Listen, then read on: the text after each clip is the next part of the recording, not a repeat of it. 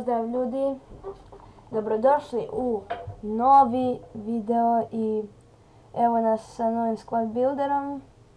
Ovo definitivno mora biti, ako ne i najbolji, jedan od najboljih timova u cijelom Ultimate timu.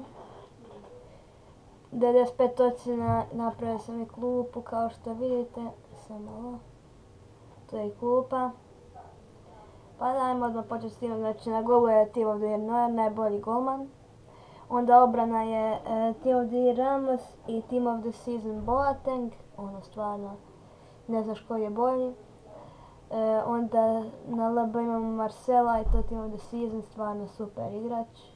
I Rebel Lam, isto Team of the Year. Da stvarno obrana kroz koju će jako rijetko neki igrač proći, stvarno jaka obrana.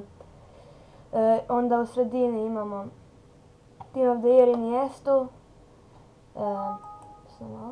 Team of the Year Kroos, ili ti Kroos, šta ja govorim.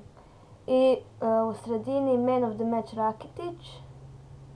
Stvarno ovaj Man of the Match Rakitic mi se jako svidio, ali ja mislim da je on stvarno zaslužio Team of the Season. Ja ne znam šta oni misle tamo, zašto mu nisu dali Team of the Season, ali mislim stvarno, kad sam vidio da on nije dobio Team of the Season sam poludio, stvarno igrao je predobro, zaslužio je 100%. Ali eto, bar ima Man of the Match. I u napadu su najbolji igrač u igrici Team of the Year Ronaldo, vjerojatno najbolji napadač u igrici, pogledajte te ocjene, znači Team of the Season Suarez, predobar je jednostavno. I Team of the Season Messi. Možda sam mogu staviti, zašto ovo stalno radi? Možda sam mogu staviti Man of the Match, ali njegova Man of the Match kartica je 96, pa onda bolje je Team of the Season. Znači kao što vidite, vrlo skup tim,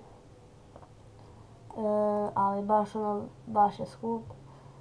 Rating mu je stvarno 95 rating, to bio presretan kad bi imao ovaj tim.